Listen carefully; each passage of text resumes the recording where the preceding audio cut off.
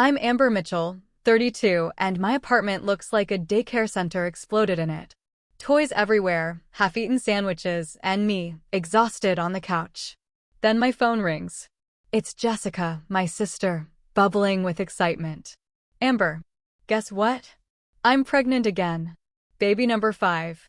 My stomach drops as she rambles about how I'll be the best and ever again. 7 years of being the unpaid second mother to her 4 kids flashes before my eyes. I love those children, but something inside me finally snaps. If you're watching this right now, drop a comment letting me know where you're viewing from and hit that subscribe button. You'll want to see how I finally stood up for myself after years of putting everyone else first. Growing up, Jessica and I were inseparable despite our 3-year age gap. Being the older one, she was always looking out for me. Our parents worked multiple jobs to keep us afloat in our small Michigan town. Dad was a factory worker who picked up weekend shifts at the local hardware store, while Mom cleaned houses during the day and waitressed at night. This meant Jessica was often in charge of making my after-school snacks, helping with homework, and making sure I bathed and got to bed on time. I idolized her. When she braided my hair before school, I felt like the luckiest girl in the world. When the other kids made fun of my secondhand clothes, Jessica would create fashion shows in our bedroom, convincing me that my outfits were actually vintage and one of a kind. She had this way of making ordinary things feel special. When Jessica left for college, I cried for days. We talked on the phone every week, and I counted down the days until her visits home. She was studying education, planning to become an elementary school teacher. That's where she met Ryan during her sophomore year. He was studying business and had big dreams of becoming a sales executive for a pharmaceutical company. They were the perfect couple. She was warm and nurturing. He was ambitious and charming. Then, during her senior year, Jessica called me in tears. She was pregnant. Their plans to wait until they were financially stable went out the window. Ryan proposed, they had a small wedding, and Emma was born just 2 months after Jessica's graduation. I was 20 then, still figuring out my own path in community college. Despite the surprise, Jessica seemed to take to motherhood naturally. Ryan landed a job with a pharmaceutical company as he'd hoped, but it required long hours and frequent travel. When Jessica called sounding overwhelmed with a colicky 3-month-old Emma, I didn't hesitate. I packed up my stuff, transferred to a college near them, and moved into their spare bedroom. It's just until we get settled, Jessica had assured me. Just a few months. Those few months turned into a year. I finished my associate's degree in graphic design and found a small studio apartment 10 minutes from their house. By then, I was already embedded in their family routine. I watched Emma while Jessica napped or showered. I cooked dinner when Ryan worked late. I became Auntie Amber, the reliable backup. 2 years after Emma, Noah came along. By then, I had found a job at a local marketing firm.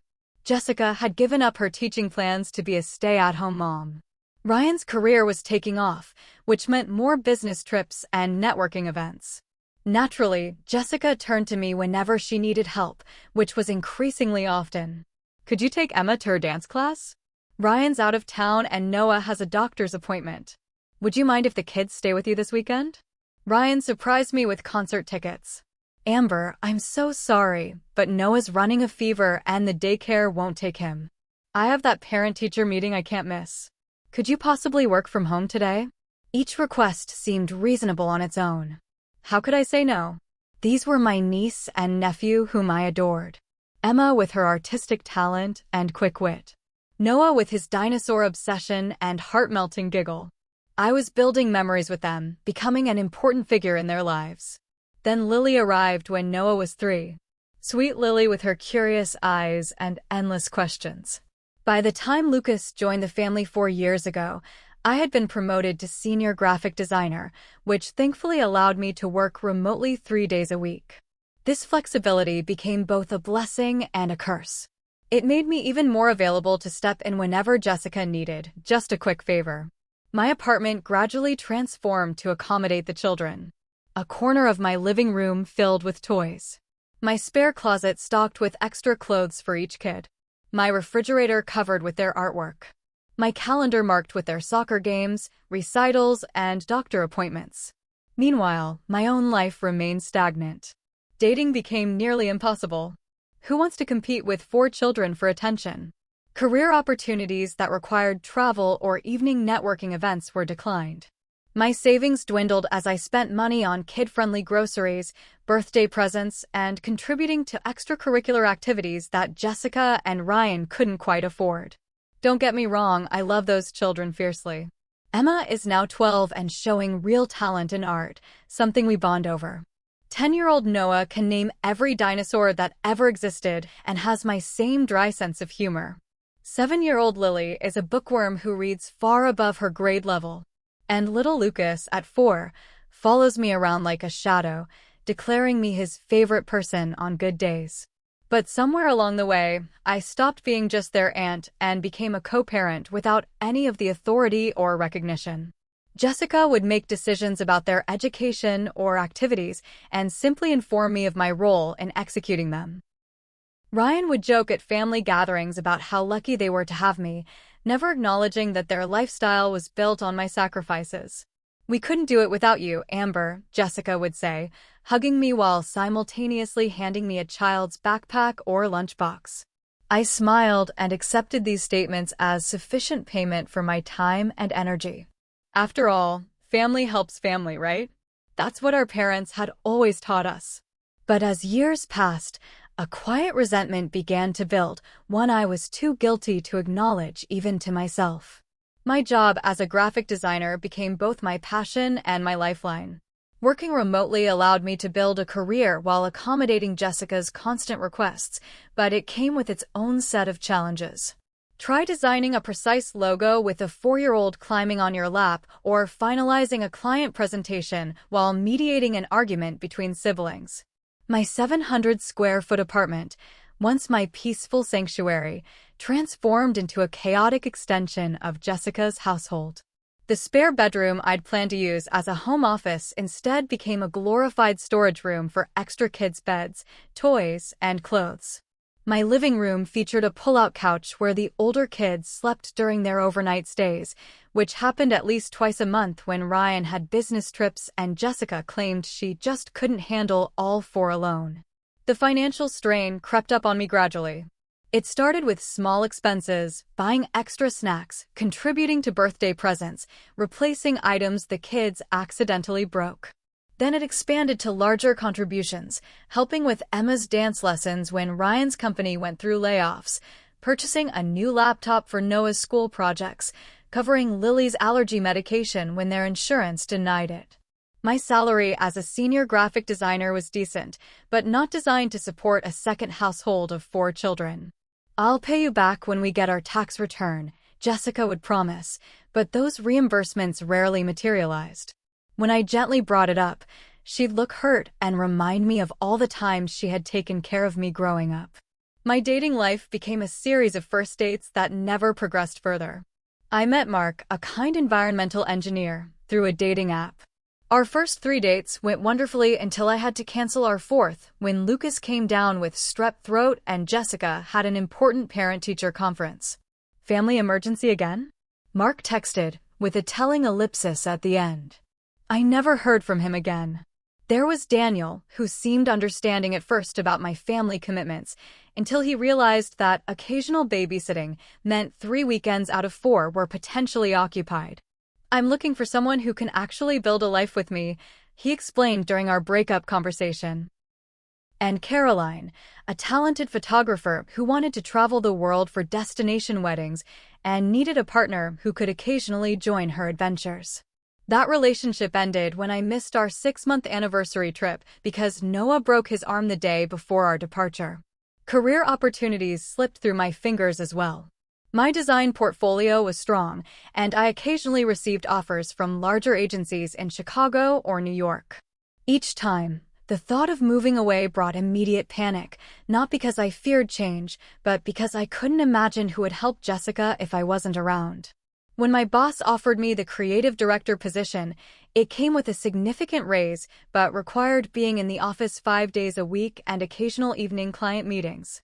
I negotiated down to 3 in office days, sacrificing a portion of the salary increase, knowing I needed to maintain flexibility for Jessica's emergencies. Last month, I had scheduled an important presentation with our biggest potential client. I had prepared for weeks, staying up late to perfect every slide. 15 minutes before the meeting, my phone rang. Amber, the school just called. Lucas has a fever and they need someone to pick him up immediately. Ryan's in Philadelphia until tomorrow, and I'm in the middle of a dentist appointment. I can't leave right now. I looked at my laptop, at the presentation I had poured my heart into, then at the clock. There was no time to find an alternative. I'll be there in 20 minutes, I told her, already typing an apologetic email to my boss. When I arrived at the school, Lucas ran to me with outstretched arms, his forehead burning. I knew you'd come, Auntie Amber, he said, burying his face in my neck. In that moment, my frustration melted away. How could I be angry at this child who needed me? But later, as I sat watching cartoons with a sleepy Lucas while my colleague delivered my presentation, the resentment crept back in. My boss was understanding but disappointed. You're talented, Amber, but we need someone reliable for client-facing roles. The promotion went to someone else the following week. When Jessica finally picked Lucas up that evening, her gratitude seemed perfunctory.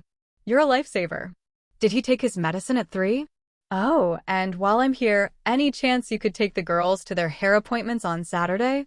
Ryan and I have a couples massage scheduled. No acknowledgement of what I had sacrificed. No real question about whether I had other plans. Just the assumption that I would be available as always. Holidays and special occasions became extensions of my childcare duties. Last Christmas, while everyone opened presents, I was in the kitchen preparing 4 different breakfast options to accommodate each child's preferences. On my 32nd birthday, Jessica organized a celebration that featured a kid-friendly restaurant and was scheduled around Lucas's nap time. When I mentioned wanting to try the new wine bar downtown instead, she seemed genuinely perplexed.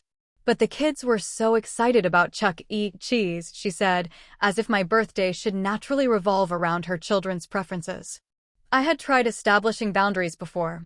Last year, I attempted to implement a 48-hour notice rule for babysitting requests. It lasted approximately 2 weeks before emergencies became Jessica's workaround. I tried limiting overnight stays to once a month, but Jessica's tearful phone calls about being overwhelmed inevitably wore me down. We're family, she would remind me. Mom and Dad would be so disappointed if they knew you weren't helping me when I needed it. Our parents, now retired in Florida, remained largely unaware of the extent of my involvement. During their twice-yearly visits, Jessica portrayed our arrangement as casual and mutual. Amber loves spending time with the kids, she would tell them, while I smiled tightly and excused myself to load the dishwasher. The truth was, I did love those children deeply.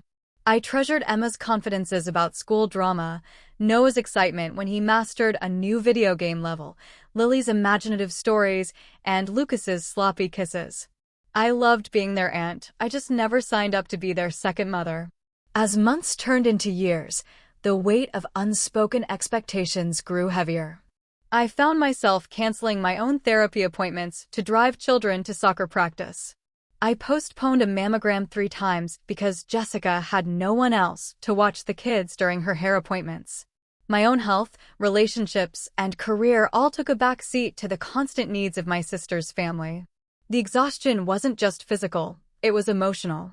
The cognitive load of remembering 4 different children's schedules, preferences, allergies, and homework assignments alongside my own responsibilities left little mental space for self-care or personal growth. I felt increasingly invisible, valued only for what I could provide rather than who I was. The growing resentment scared me. There were moments when the doorbell would ring, and I'd know it was Jessica dropping off the kids, and I'd feel a wave of dread instead of the love I wanted to feel. I'd catch myself checking my phone's caller ID and deliberately letting Jessica's calls go to voicemail, needing just a few hours of peace. These feelings led to guilt, which only compounded my stress. What kind of person resents their own family? What kind of aunt doesn't want to help her nieces and nephews? The cycle of resentment, guilt, and compliance continued, with no resolution in sight. Until that phone call about baby number 5. It was a Wednesday evening. I had just finished a grueling day of back-to-back Zoom meetings and was looking forward to a rare night alone. No children to feed, bathe, or entertain. No bedtime stories to read. Just me, a glass of wine, and the new mystery novel I'd been trying to start for weeks. I had changed into my comfortable pajamas, heated up some leftover pasta, and was just settling onto my couch when my phone buzzed. Jessica's smiling face lit up the screen. I considered letting it go to voicemail. Surely whatever she needed could wait until tomorrow, but guilt won out, as it always did. "Hey, Jess," I answered, trying to keep my tone light. "Amber. Oh my God, I have the most amazing news." Her voice was bubbling with excitement. In the background, I could hear the chaos of her household, Lucas crying about something, the older kids arguing over the television, pots clanging in what was probably dinner preparation. "What's up?" I asked, already mentally calculating how her news might impact my evening plans. "I'm pregnant. Can you believe it? Baby number 5. We just found out today." The pasta I'd just swallowed seemed to solidify in my throat. I struggled to respond, my mind racing ahead to what this meant.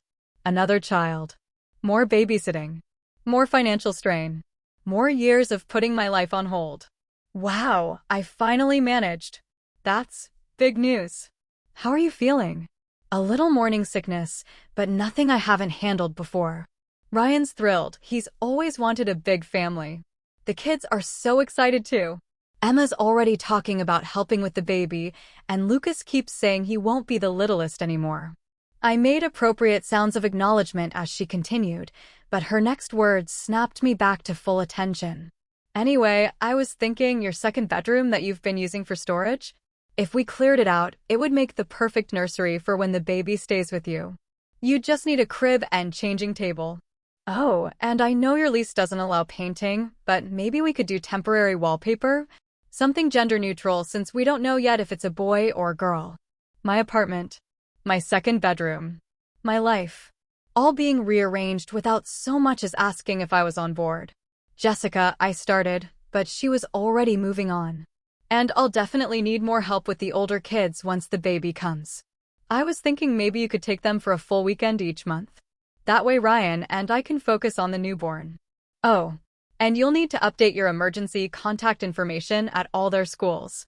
Last time with Lucas, the school tried calling you first when he had that allergic reaction, but your phone was on silent during your meeting." She said this last part with a slight note of disapproval, as if my work commitments were an inconvenience to her childcare arrangements. Also, she continued without pausing for my input, "I might need to go on bed rest toward the end like I did with Lucas. Remember how you worked from my house for those 2 weeks? Would your boss be okay with that again? I know it's still months away, but I want to make sure we have everything planned out. My free will, my consent, my own life plans, none of these factored into her vision of the future. I was simply a resource to be allocated where needed, my value measured in my usefulness to her family." "Listen, I need to think about all this," I said, finally interrupting her flow of plans. "It's a lot to process." "What's there to think about?" Jessica laughed, genuinely confused. "It's not like this is our first rodeo. Anyway, I need to run. Lily's dance costume needs alterations for her recital this weekend. Oh, that reminds me, can the kids stay with you Friday night? Ryan has a work dinner, and I need to finish the costume without interruptions." Before I could formulate a response, she was saying goodbye. "Thanks, Amber. You're the best sister ever. I'll drop them off around 5 on Friday. Love you." The call ended, and I sat in stunned silence, my pasta now cold, my peaceful evening shattered. I placed my phone screen down on the coffee table and walked to the kitchen, mechanically rinsing my dish and placing it in the dishwasher. My reflection caught in the microwave door showed a woman I barely recognized, tired eyes, tense shoulders, a forced smile that had become my default expression. When had I become this person? This doormat who couldn't say no, whose own dreams had shrunk to fit the spaces left between other people's needs. I wandered to my second bedroom, the one Jessica had just designated as a future part-time nursery. It was cluttered, yes, but not with my things. A twin bed for when the older kids stayed over. Plastic bins of toys labeled by child. A small desk where Emma did homework. Rubber storage tubs filled with off-season children's clothes. On my desk sat a portfolio I'd been working on, designs for the children's book I'd dreamed of illustrating since college. I had managed to complete only 3 pages in the past year, constantly interrupted by childcare duties and family emergencies. At this rate, I'd be retirement age before it was finished. Next to the portfolio was a travel brochure for Italy. A trip I'd been saving for since my 20s, always pushed back for one family crisis or another. Maybe next year, I'd tell myself, knowing even as I said it that next year would bring new reasons to postpone. I sank onto the twin bed, surrounded by the physical evidence of how thoroughly my sister's family had colonized my life. Tears that I'd been suppressing for years finally broke free. I cried for the relationships I'd sacrificed, the career opportunities I'd declined, the dreams I'd backburnered indefinitely. I cried for the growing resentment that was poisoning my love for the children. I cried for the sister relationship that had become so one-sided I barely recognized it anymore. When the tears finally subsided, I felt something unexpected: clarity. This couldn't continue. Not just for my sake, but for the children's as well. What kind of role model was I being, showing them that a woman's worth lies in endless self-sacrifice? What kind of relationship was I modeling, where one person gives and gives while the other takes and takes? Something had to change. And for the first time, I realized that change had to start with me. Jessica wouldn't suddenly develop boundaries she'd never had. Ryan wouldn't magically become more present in his children's lives. The pattern would continue, with 5 children now instead of 4, unless I broke it myself. I picked up my phone and opened my calendar. My sister's request for Friday night babysitting glared at me. For the first time in years, I typed a new entry: personal time, not available. It was a small act of rebellion, but it felt monumental. I knew the conversation ahead would be difficult. Jessica wouldn't understand. She might be hurt, angry, or dismissive. Our parents might take her side. But as I looked around at the life that had been slowly slipping away from me, I knew I had no choice. I was done being the backup mother to my sister's children. I loved them too much, and finally, I was beginning to realize I needed to love myself just as much. Friday arrived faster than I expected. After declining Jessica's babysitting request via text, which she responded to with a series of confused and then irritated messages, I spent the next 2 days rehearsing what I wanted to say. I practiced in front of my bathroom mirror, tried different approaches: sympathetic but firm, matter-of-fact, emotionally honest. Nothing seemed quite right. I had suggested meeting at a coffee shop, hoping a public setting might keep emotions in check, but Jessica insisted on coming to my apartment. "I don't understand what's so important we need to have a special meeting about it," she'd texted. "I'll just stop by after I drop the kids at Mom's." Our mother's sister, our Aunt Linda, was visiting from Florida, which had providentially given Jessica another childcare option when I refused. Small blessings. At precisely 2 p.m., my doorbell rang. I took a deep breath, straightened my shoulders, and opened the door. Jessica bustled in with her typical whirlwind energy, her slightly rounded belly already visible beneath her fitted t-shirt. At 35, my sister was still strikingly beautiful: honey blonde hair pulled into a messy bun, clear blue eyes, and the kind of natural glow that most makeup companies tried to bottle and sell. Today, that glow was enhanced by her early pregnancy, making her look radiant despite the faint shadows of fatigue beneath her eyes. "This better be quick," she said, dropping her oversized purse on my couch. "Mom can only watch the kids until 5, and I need to grocery shop before then." She glanced around my apartment. "You cleaned up? Finally got rid of all the kids' stuff?" "No, I just organized it," I said, gesturing for her to sit down. I'd made herbal tea, remembering her caffeine aversion during pregnancy. Jessica took the tea with a quick thanks and immediately launched into conversation. "So Ryan felt the baby move last night. I know it's early, only 14 weeks, but I swear this one's going to be a soccer player. Oh, and we're thinking of names already. If it's a boy, maybe Ethan or Jackson. For a girl, we're leaning towards Sophia or Ava. What do you think?" This was classic Jessica, filling silences, controlling conversations, establishing the topic before anyone else could. For years, I'd followed her conversational lead, but not today. Jessica, I interrupted gently, I didn't ask you here to talk about baby names. She paused mid-sentence, seeming to really look at me for the first time since arriving. You look serious. Is everything okay? Are you sick or something? The immediate leap to a health crisis was telling in her mind. Only something catastrophic would warrant a serious conversation. I'm not sick. But things aren't okay, and we need to talk about it.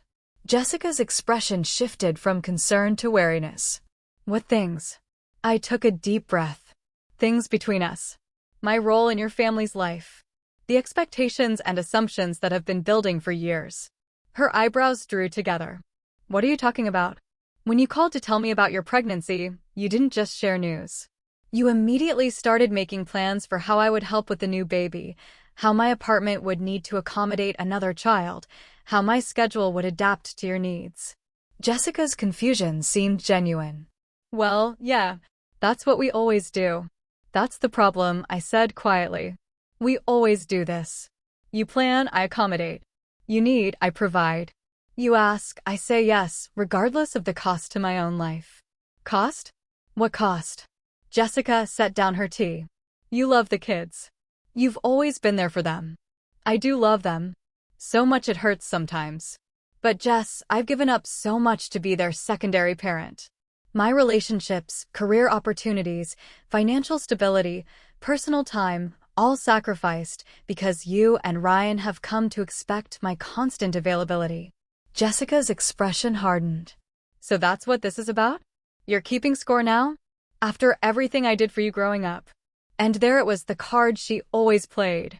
The unspoken debt I supposedly owed for her childhood care of me, a debt that apparently could never be repaid.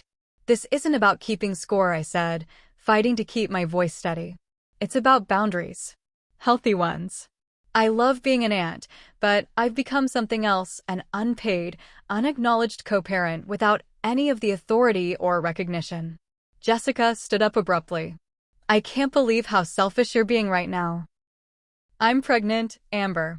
This should be a happy time, and you're making it all about you. I had anticipated this reaction, but it still stung. I'm not trying to ruin your happiness. I'm happy for you if this is what you want. But I need you to understand that I can't continue in the role I've been playing. Not with 4 children, and certainly not with 5. What exactly are you saying? Her voice had taken on the dangerous quiet tone I recognized from our childhood arguments. I'm saying I need boundaries. I can't be your emergency childcare anymore, at least not without advance notice and not several times a week. I can't have the children for entire weekends regularly. I can't be the default person you call whenever you or Ryan have a conflict. Jessica's face flushed. So you're just abandoning us? Abandoning the kids who adore you. I'm not abandoning anyone, I countered, feeling my own temper rising. I'm asking for reasonable boundaries. I'm asking to be treated like a sister and an aunt, not an on-call nanny. We've never treated you like a nanny. We're family. Family helps each other. Yes, family helps each other, I agreed. But help goes both ways. When was the last time you considered what I might need? When was the last time you asked about my work, my relationships, my dreams, without immediately steering the conversation back to your children or your needs? Jessica's expression suggested this had never occurred to her. You never said you had a problem with any of this before. I've tried. Many times. But whenever I've attempted to establish even small boundaries, you've made me feel guilty. You've implied I don't love the children enough. You've reminded me of all you did for me growing up, as if I'll never be able to repay that debt.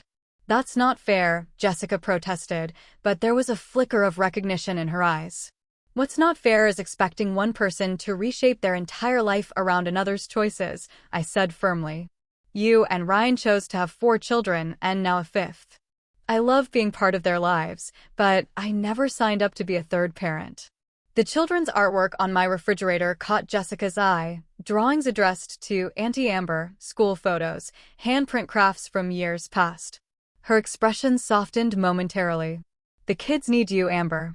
They count on you. And I'll still be there for them, I assured her. Just in a way that's sustainable for me. In a way that allows me to have my own life too. Jessica crossed her arms, defensive again. So, what does that mean exactly? You'll pencil the kids into your schedule when it's convenient for you. The dismissiveness of her tone sparked something in me, a flash of anger I rarely allowed myself to feel.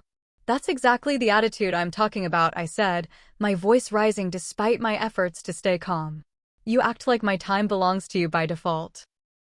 Like any boundaries I try to set are selfish or unreasonable. Jessica, I've turned down promotions for your children. I've ended relationships. I've postponed my own dreams year after year. At what point is it enough? Jessica stared at me, speechless for perhaps the first time in our adult relationship. The silence stretched between us, heavy with decades of unspoken expectations and accumulated resentments. I didn't know, she finally said, her voice small. About the promotions and relationships. You never told me. Would it have mattered if I had? I asked honestly. Would you have changed anything? She didn't answer directly, which was answer enough. So what now? You just stop being there for us. No, I said firmly. I'm still your sister. I'm still their aunt. But from now on, I need scheduled time with the kids, not just whenever you need a break. I need advance notice for babysitting, not last-minute emergencies unless it's truly unavoidable. And Jessica, I need you and Ryan to recognize that I have my own life that deserves respect and consideration. Jessica's eyes filled with tears, whether from genuine understanding or manipulative habit, I couldn't tell anymore. And if we need help with a new baby, I'll help on terms that work for both of us. But my apartment will not become a part-time nursery. I won't be taking the baby overnight or for full weekends. Those boundaries are non-negotiable. Jessica grabbed her purse, anger and hurt warring on her face. I need to process this. I can't believe after everything we've been through, you'd choose now to pull away from us. I'm not pulling away, I corrected. I'm just asking for a balanced relationship instead of a one-sided one. It feels like pulling away to me, she snapped. It feels like you're punishing me for having another baby. That's not my intention at all, I said. This isn't about your pregnancy. It's about patterns that have been harmful for years. The pregnancy just made me realize it can't continue this way. Jessica moved toward the door. I need to go. Mom's expecting me to pick up the kids. Jessica, please. Can we talk about this more when you've had time to think? Sure, she said, but her tone suggested the opposite. Whatever you want, Amber. Since apparently that's all that matters now. The door closed behind her with more force than necessary. I sank onto my couch, emotionally drained but also experiencing an unfamiliar sensation, relief mixed with pride.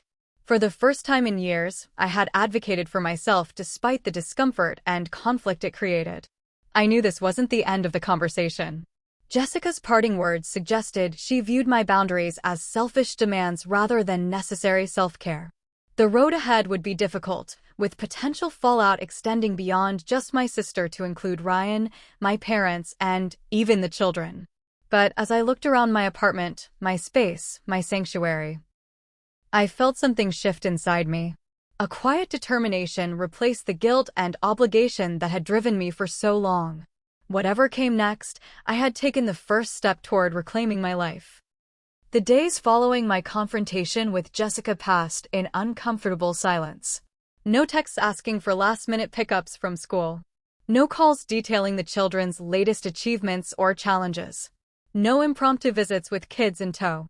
The sudden absence of chaos in my life should have been refreshing, but instead, it felt ominous, the calm before an inevitable storm. On day 4, my phone buzzed with a text from Ryan. Hey Amber, not sure what's going on between you and Jess, but the kids are asking about you. Any chance we could talk? Ryan had always been the diplomatic one, smoothing over Jessica's more dramatic tendencies with his steady pragmatism. We arranged to meet for coffee during his lunch break the following day. He looked tired when he arrived at the cafe, his normally impeccable business attire slightly rumpled, his eyes shadowed with fatigue. Jessica's not sleeping well, he explained after ordering his coffee. The pregnancy hormones plus this situation have her pretty worked up. I'm sorry she's upset, I said sincerely. That wasn't my intention. Ryan nodded, stirring his coffee methodically. I know. Look, I get it. We've relied on you a lot. Maybe too much. But your sister feels like you've pulled the rug out from under her just when she needs support the most. I'm not withdrawing support, I clarified. I'm asking for reasonable boundaries.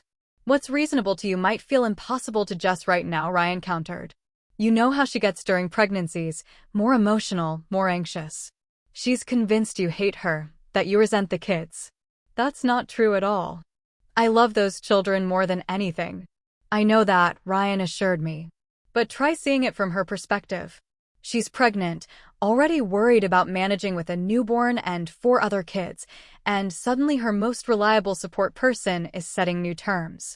I understood his point, but the phrase most reliable support person reinforced exactly why this conversation was necessary. Ryan, that's just it. I became your most reliable support person without ever explicitly agreeing to that role. It evolved over years of saying yes when I should have sometimes said no. Ryan had the grace to look slightly abashed. Fair enough. And I'll admit, I've probably taken your help for granted too. He paused, seeming to choose his next words carefully. What exactly are you looking for here, Amber? What would make this work for you? It was the first time anyone in my sister's family had directly asked what I needed. The question caught me off guard. I need scheduled time with the kids, not just when it's convenient for you and Jessica, I began. I need advance notice for babysitting, except for true emergencies. I need acknowledgement that my career and personal life matter too. And I need Jessica to stop using our childhood as leverage whenever I try to establish boundaries. Ryan absorbed this, nodding slowly. Those don't sound like unreasonable requests, he admitted. Though I'm not sure Jessica sees it that way right now. How are the kids doing? I asked, my heart aching at the thought of them feeling abandoned or confused. They miss you, Ryan said simply. Emma especially. She keeps asking what she did wrong to make you mad at them. Guilt stabbed through me. They didn't do anything wrong. I'm not mad at them at all. I know that, but they're kids. They personalize everything. Ryan checked his watch. I need to get back to work, but I'll talk to Jessica. Try to help her see your side of things. Just don't give up on us completely, okay? Those kids need their Aunt Amber. I promised I wouldn't, and we parted on better terms than I'd expected. Ryan had always been reasonable when approached directly.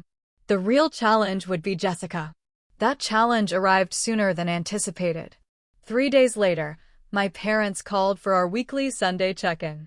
As soon as I heard my mother's concerned tone, I knew Jessica had been in touch with them. Amber, honey, is everything all right between you and your sister? Mom asked. Jessica called us quite upset the other day. I took a deep breath and explained the situation as calmly as I could. The years of increasing expectations, the toll on my personal and professional life, my need for reasonable boundaries.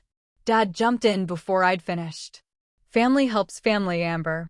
That's how we raised you girls. I know, Dad. And I'm not refusing to help. I'm just asking for some balance and respect. Jessica says you told her you won't help with the new baby, Mom said, her disapproval evident. She's really hurt, sweetheart. That's not exactly what I said, I clarified.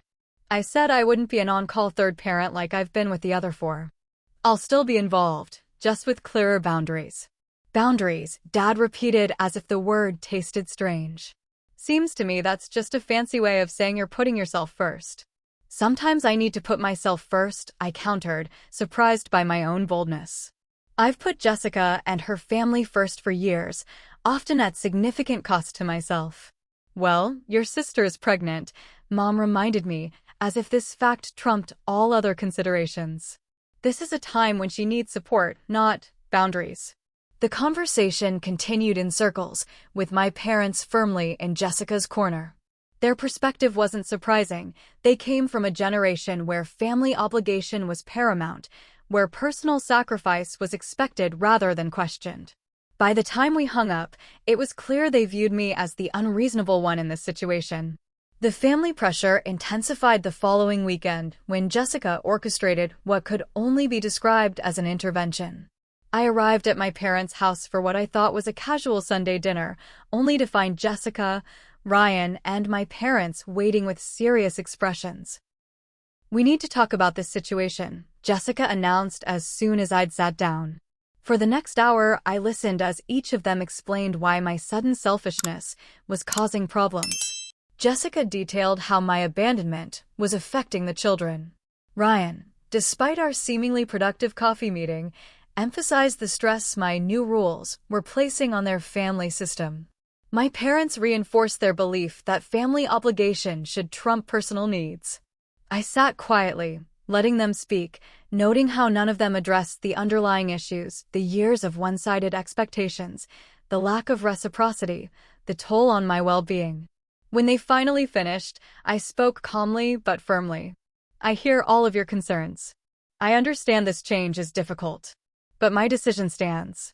I love all of you, especially those children, but I can't continue sacrificing my entire life without acknowledgement or reciprocity. Jessica's face crumpled. So that's it? You just don't care how this affects us. I care deeply, I assured her. But caring about you doesn't mean I should stop caring about myself. The dinner that followed was tense and uncomfortable. Jessica barely spoke to me, communicating only through pointed comments directed at others. Mom, could you pass the salt since my sister is too busy with her important boundaries to help? 3 weeks passed with minimal contact from Jessica. Ryan occasionally sent updates about the kids with photos or brief texts, for which I was grateful. The children had apparently been told I was very busy with work, a half-truth that spared them the adult complications, but did little to explain my sudden absence from their daily lives. The silence was painful but also revelatory. Without constant interruptions and emergencies, I completed a major project at work that earned praise from clients. I joined a local book club that met on Wednesday evenings, a time slot previously reserved for helping with homework or covering for Jessica's yoga class. I even went on 2 dates with Michael, an architect I'd met through a colleague, the first time in years I'd made it past a first date.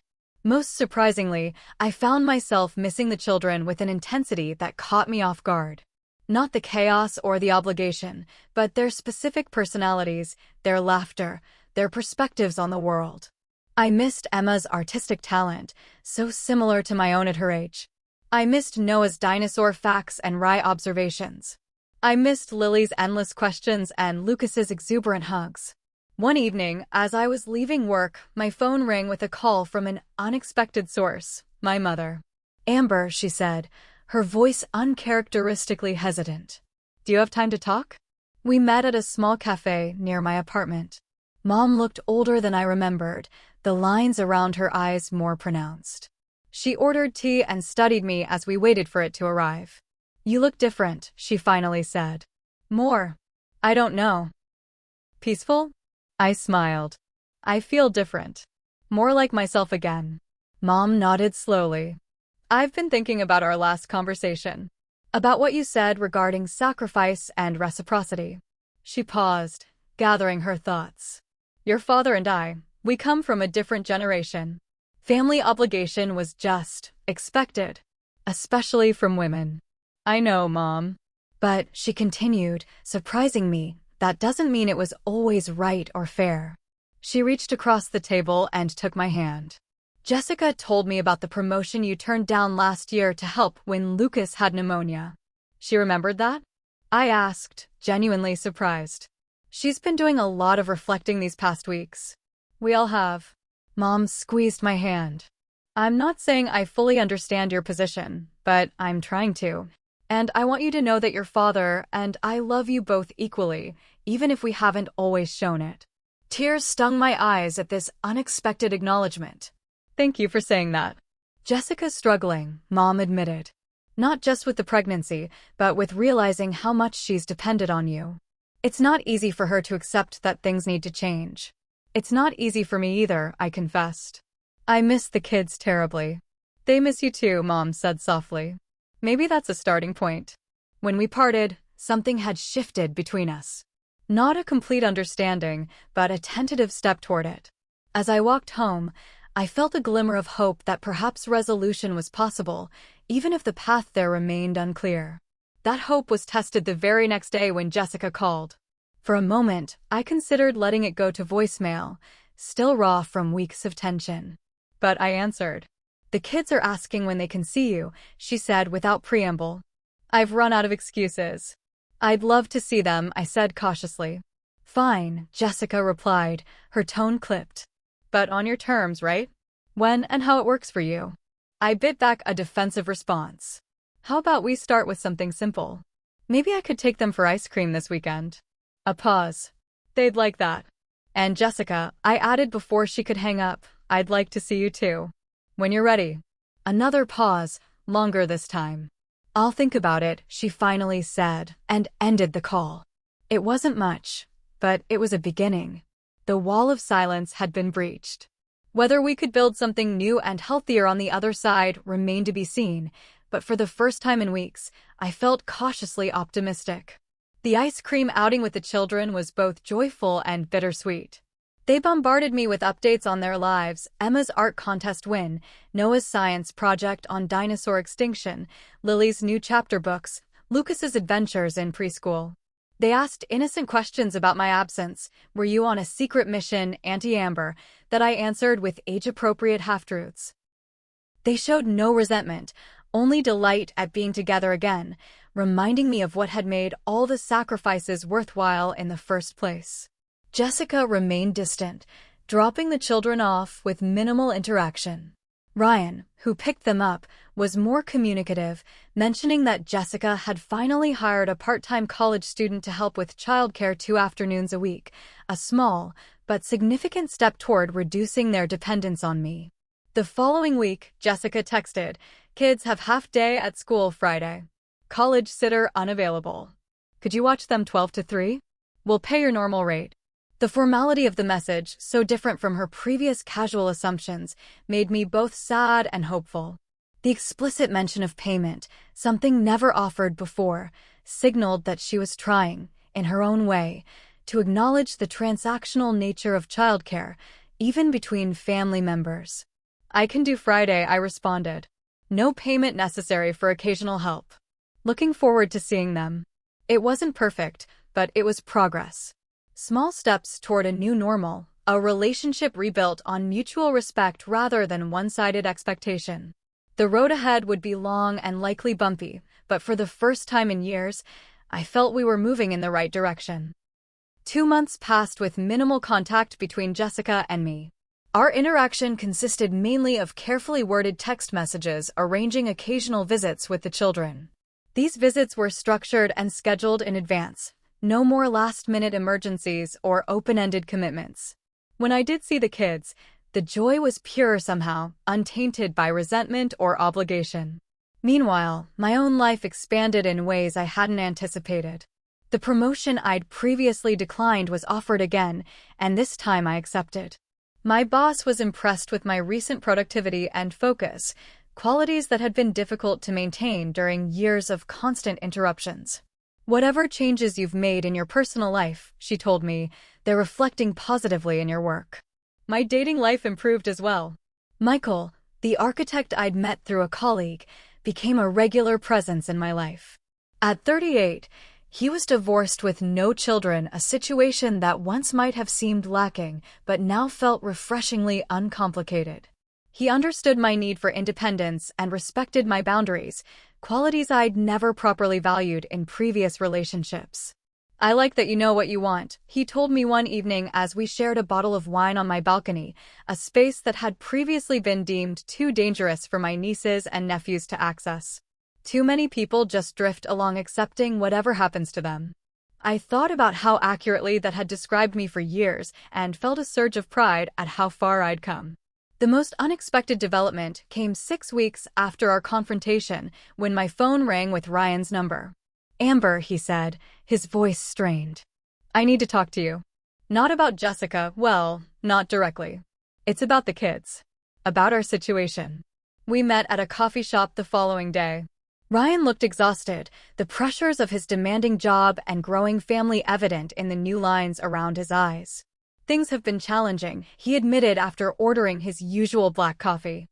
"Jessica's pregnancy has been harder this time, more morning sickness, more fatigue. The kids are all going through different phases. Emma's starting middle school next year and getting more attitude by the day. Noah's struggling with math. Lily won't stop talking about wanting a pet snake. And Lucas, well, Lucas is being Lucas." I nodded, familiar with each child's current development stage from my occasional visits. The thing is, Ryan continued, running a hand through his hair, we didn't realize how much we relied on you until you weren't there every day. The college sitter Jessica hired is fine, but she's not family. She doesn't know the kids like you do. She doesn't care about them the way you do. I still care about them, I said quietly. That never changed. I know. Ryan sighed. And that's why this is so hard. Jessica won't admit it, but we're drowning, Amber. The reality is we built our entire family structure around your availability, and that wasn't fair to you. His honest acknowledgement was more validating than I'd expected. Thank you for saying that. Ryan leaned forward, his expression serious. I'm not asking you to go back to how things were. I understand why that wasn't sustainable for you. But I'm wondering if we could find some middle ground, some arrangement that respects your boundaries, but still keeps you in the kids' lives regularly. What did you have in mind? I asked cautiously. Maybe a set schedule? 2 afternoons a week, or 1 weekend day? Something we could all count on, that wouldn't constantly disrupt your life. He hesitated, then added, and we'd pay you, of course. Ryan, you don't need to pay me to spend time with my nieces and nephews. Maybe not, he conceded. But it would formalize things, acknowledge that what we're asking has value. Jessica suggested it, actually. That surprised me. Jessica did? Ryan nodded. She's been doing a lot of thinking. She won't admit it to you yet, you know how stubborn she can be, but she knows things need to change. Hope flickered within me. I'd be open to discussing it. But I'd want to talk directly with Jessica too. She's getting there, Ryan assured me. Give her a little more time. That time came sooner than expected. 3 days later, Jessica texted me, can we meet? Just the two of us. Coffee shop on Main Street, 10 a.m. tomorrow. I arrived early, nervous about our first real conversation in months. Jessica arrived exactly on time, her baby bump now clearly visible beneath her maternity top. She ordered herbal tea and sat across from me, her expression guarded but not hostile. Ryan told me you two talked, she began. We did, I confirmed. It was a good conversation. Jessica nodded, stirring her tea methodically. I've been angry with you, she admitted. I felt abandoned when you set your boundaries. She said the word with slight discomfort, as if it were still foreign to her vocabulary. I know, I said simply. I'm sorry it hurt you. That wasn't my intention. I know that now. Jessica took a deep breath. The thing is, Amber, I've always seen us as a team. Ever since we were kids, it was you and me against the world. When I had Emma, it seemed natural that you'd be part of raising her, just like I helped raise you. There's a difference, I pointed out gently. You helped raise me because our parents were working. You didn't choose that responsibility, it was placed on you. I love your children deeply, but being their third parent was a role I gradually fell into without ever consciously agreeing to it. Jessica was quiet for a moment, absorbing this. I never thought of it that way, she finally said. I just assumed, because we're sisters. We are sisters, I affirmed. And I want to be the best aunt possible to your children. I just need it to be sustainable. Ryan mentioned a schedule, Jessica said tentatively. Some regular arrangement we could all count on. I'd like that, I agreed. Maybe Tuesday and Thursday afternoons? I could pick them up from school, help with homework, have dinner with them before you or Ryan get home. And 1 Saturday a month? Jessica suggested. Just so Ryan and I can have a day to ourselves occasionally? That seems reasonable, I said, surprised by her willingness to negotiate rather than demand. And during emergencies, of course I'll help if I can. Real emergencies, not just convenience issues. Jessica nodded, then hesitated before adding, and we want to pay you something. Not because you're a babysitter, but because your time has value. You don't need to. We do, Jessica interrupted firmly. It's not about the money itself. It's about acknowledging that what we're asking of you matters. That you matter. Tears pricked my eyes at this unexpected affirmation. Thank you for that. Jessica reached across the table and tentatively took my hand, our first physical contact in months. I've missed you, Amber. Not just your help, but you. My sister. I've missed you too, I admitted. The baby's a girl, Jessica said suddenly. We found out last week. A girl, I repeated, smiling genuinely. That's wonderful. "We're naming her Grace," Jessica continued, "because I think we could all use a little more of that in our lives." The symbolism wasn't subtle, but it was sincere. As we continued talking, cautiously rebuilding our connection, I felt the jagged edges of our relationship beginning to smooth. Not perfect, not completely healed, but mending. The new arrangement began the following week. Tuesdays and Thursdays became "and Amber Days," as the children called them. I picked them up from school, helped with homework, and prepared dinner before Jessica or Ryan returned from work. Once a month, I took them for a full Saturday, allowing their parents much-needed time alone together. The structure worked better than I could have imagined. Knowing exactly when I would be responsible for the children allowed me to plan my work and personal life accordingly. There were no more guilty feelings about saying no to last-minute requests, because there were virtually no last-minute requests anymore. Jessica hired the college student for additional afternoons, and Ryan adjusted his work schedule to be home earlier 2 nights a week. They found a retired teacher in their neighborhood who was happy to help occasionally with childcare in exchange for Ryan handling her home maintenance needs. They built a network of support rather than relying solely on me, a healthier approach for everyone involved. 3 months later, little Grace arrived. Unlike with the previous births, I wasn't called to the hospital immediately or expected to take the older children for an indefinite period. Instead, Jessica and Ryan hired a night nurse for the first 2 weeks and asked if I could keep my regular schedule with the children plus 1 additional afternoon. It was a reasonable request that I was happy to accommodate. When I first held my newest niece, bundled in a soft pink blanket with a shock of dark hair so different from her blonde siblings, I felt only joy, no undercurrent of dread about how this new life would complicate my own. Grace gurgled and grabbed my finger with surprising strength, and I fell in love instantly, just as I had with each of her brothers and sisters. "She likes you," Jessica observed from her hospital bed, looking tired but content. "The feeling is mutual," I assured her, gently rocking the newborn. "Thank you," Jessica said softly. "Not just for today, but for everything. For loving them so much, even when I made it difficult." "They're easy to love," I said simply. "And so are you, when you're not being impossible." Jessica laughed, a genuine laugh that dissolved the last of the tension between us. "Fair enough." The first holiday after our reconciliation, Thanksgiving, highlighted how much had changed. In previous years, I had arrived early to help cook, watched the children while Jessica prepared, served the meal, cleaned up afterward, and left exhausted long after everyone else had gone home. This year, I arrived at the agreed-upon time with a pre-arranged dish to share.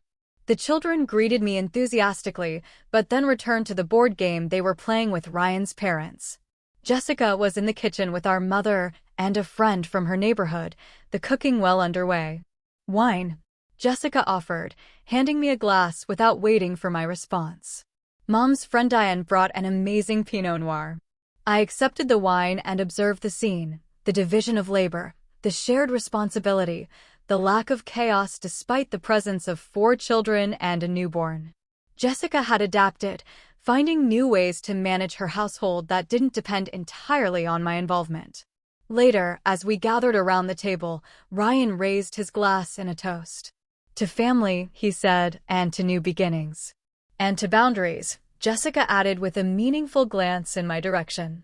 "May we all respect them." I touched my glass to hers, thinking of how far we'd come in less than a year. The journey hadn't been easy, and there had been moments when I feared our relationship might not recover. But as I looked around the table at the faces of the people I loved most in the world, I knew the difficult conversations had been worth it. My phone buzzed with a text from Michael. "Hope dinner's going well. Still on for dessert at my place later." I smiled and typed a quick response. "Absolutely. Can't wait." For the first time in years, I had a life that was truly my own, alongside rather than subsumed by my role as an aunt. And somewhat surprisingly, that made me a better aunt than I'd ever been before. 1 year after Jessica announced her 5th pregnancy, my life is nearly unrecognizable, in the best possible way. The promotion I accepted has led to another advancement. I'm now the creative director at my agency, leading a team of talented designers and enjoying the challenges and rewards of management. My relationship with Michael has deepened, and we're discussing moving in together when my lease ends next month. Most importantly, my relationship with Jessica's family has found a healthy equilibrium. I see the children regularly on our scheduled days and cherish those times even more because they're now by choice rather than obligation. Emma, now 13, often stays overnight on weekends to work on art projects with me.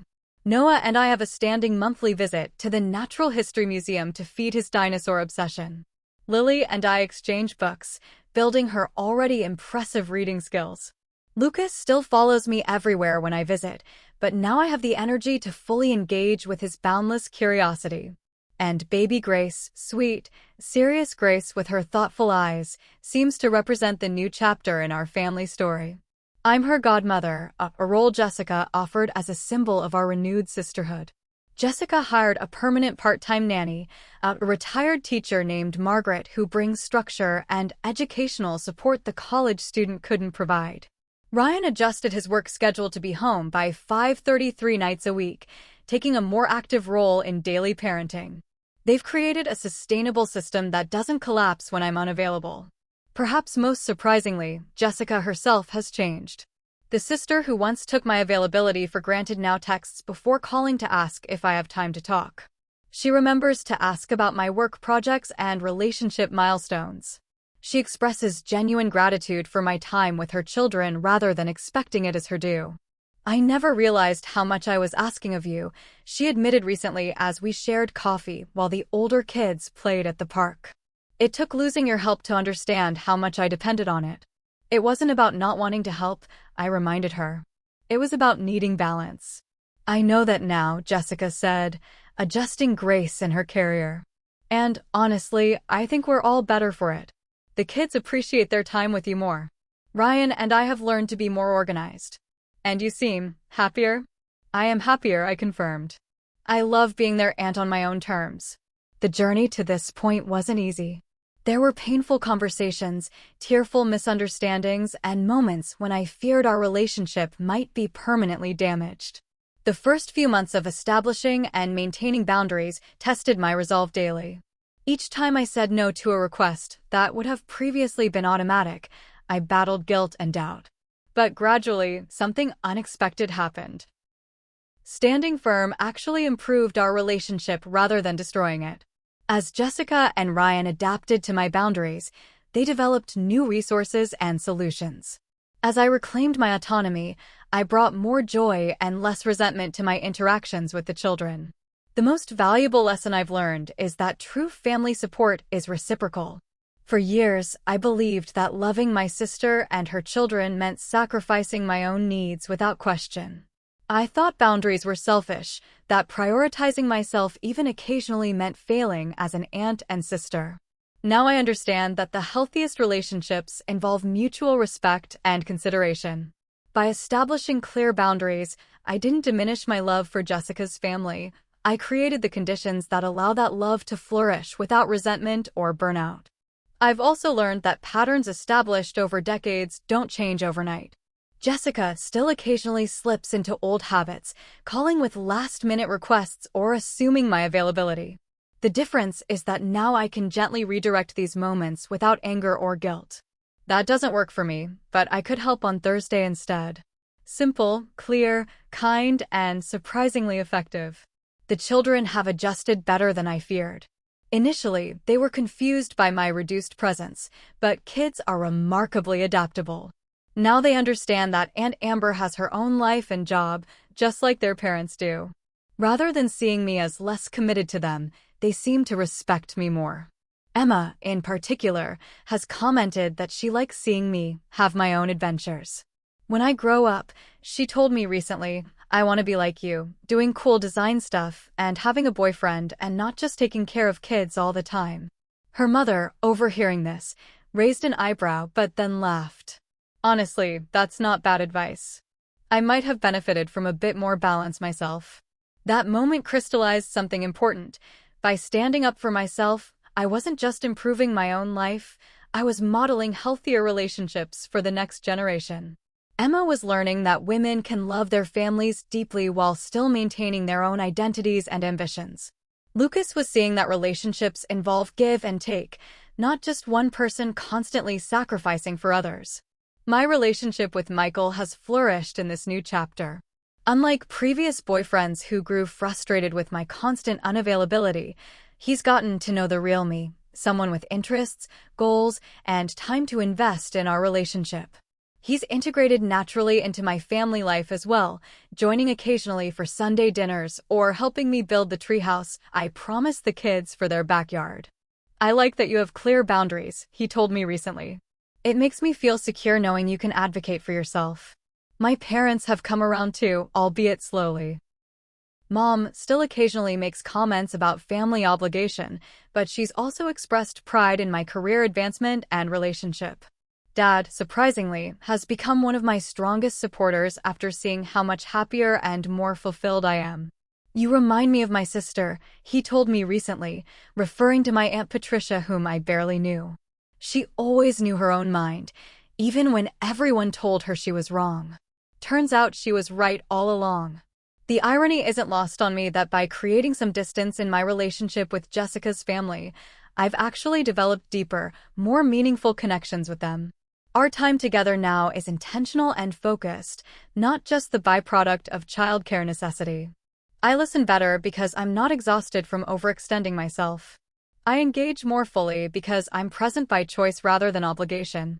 Jessica gave birth to Grace on a Tuesday morning last spring. Unlike with her previous deliveries, I wasn't called to the hospital immediately or expected to take indefinite responsibility for the other children. Instead, I visited that evening, brought dinner for Ryan, and spent an hour admiring my newest niece before returning to my own apartment. The next day, I went to work, attended a client meeting, and had dinner with Michael. On Thursday, I picked up the older children as scheduled and helped them make welcome home cards for their new sister. It was a balanced, reasonable involvement that left me feeling connected but not overwhelmed. 3 months later, Jessica and Ryan invited me to Grace's christening. As her godmother, I stood at the font holding the peacefully sleeping infant, making promises to guide and support her throughout her life. Promises I now knew I could keep because they were made freely, not under duress or expectation.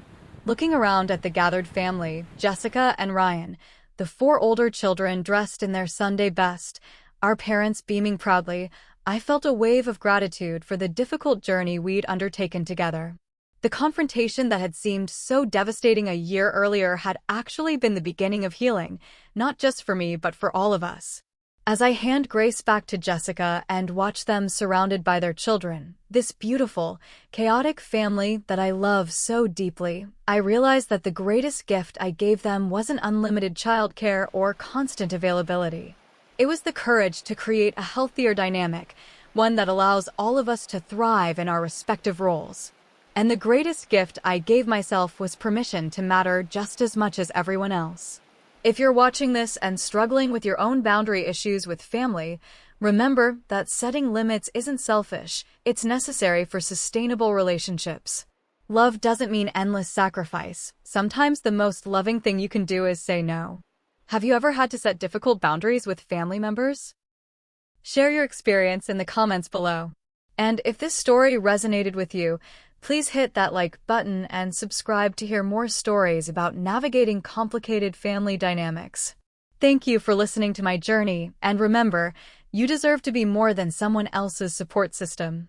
You deserve a life that's fully your own.